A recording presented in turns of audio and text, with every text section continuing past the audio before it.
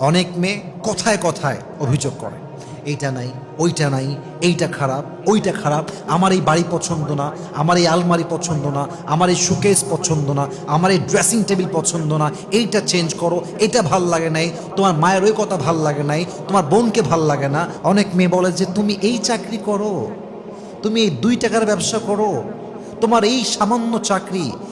এই প্রফেশনকে সম্মান না করার জন্য অনেক পুরুষ ভেঙে যায়। মাথায় রাখবেন, একটা পুরুষ ব্যবসা করছে এখন, আজকে তার প্রফিট 20,000 টাকা, জাস্ট ফর অ্যান এক্সাম্পল, কিন্তু প্রফিট তো সারা জীবন 20,000 থাকবে না, তো একদিন 20 লাখে যাবে, একদিন 20 কোটি পর্যন্ত যেতে পারে কি পারে না। আপনার স্বামী গার্ড হতে পারে, আপনার স্বামী একজন দিনমজুর হতে পারে, রাখাল হতে পারে, রিক্সা চালক হতে পারে। আপনি বলবেন যে যান, আপনি যাই করেন, আপনি তো হারাম কামাই করছেন না, আপনি তো হালালে আছেন। আমরা হালাল কামাই করছি, হারাম খাচ্ছি না। আরে ভাই, কত স্বামী আছে 30 লাখ টাকা ইনকাম করে অবৈধ পথে, বাট তার বউ 30 লাখেও সুখী নয়। এবং একজন যুবক রিক্সা চালায় খায়, ইনকাম মাত্র মাসে 7,000 টাকা, 10,000 টাকা হালাল ইনকাম, বউটা খুশি, স্বামীও খুশি, ডিমান্ড কম, একে অপরকে ভালোবাসে, অল্প টাকায় সেই বরকত আছে যা 30 লাখ টাকার মধ্যে নাই। ঠিক কিনা বলেন? আপনার স্বামীর প্রফেশন নিয়ে কটাক্ষ করবেন না, মাথায় রাখবেন, work doesn't define a man but character does. মানুষের যোগ্যতা, মানুষের কাজ, এটা দিয়ে মানুষকে জাস্টিফাই করা যায় না। মানুষকে ডিফাইন করতে হলে মানুষের চরিত্র দিয়ে তাকে ডিফাইন করতে হবে। ঠিক কিনা বলেন?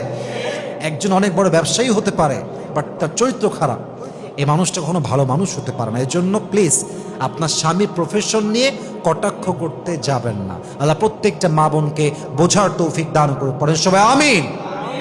অনেক মেয়ে কথায় কথায় অভিযোগ করে, এইটা নাই, ওইটা নাই, এইটা খারাপ, ওইটা খারাপ, আমার এই বাড়ি পছন্দ না, আমার এই আলমারি পছন্দ না, আমার এই শোকেস পছন্দ না, আমার এই ড্রেসিং টেবিল পছন্দ না, এইটা চেঞ্জ করো, এটা ভাল লাগে নাই, তোমার মায়ের ওই কথা ভাল লাগে নাই, তোমার বোনকে ভাল লাগে না, তোমার এই কথা পছন্দ না। সারাটা দিন, all the day long she complains a লট।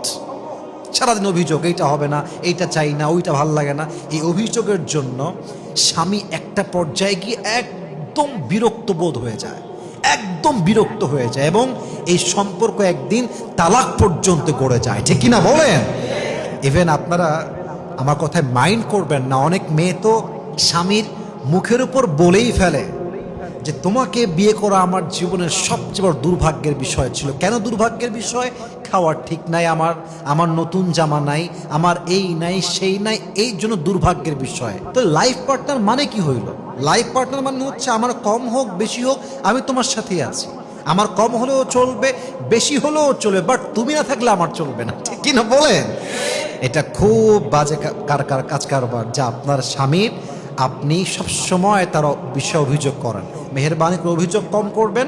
যার জীবন, আল্লাহ হাবিব বলেছেন, যেই মেয়ে, যেই মানুষ যত শকর গুজার, যার জীবন অভিযোগ যত কম, তার জীবনটা তত বেশি শান্তিপূর্ণ। সুবহানাল্লাহ পড়েন সবাই। So please don't complain.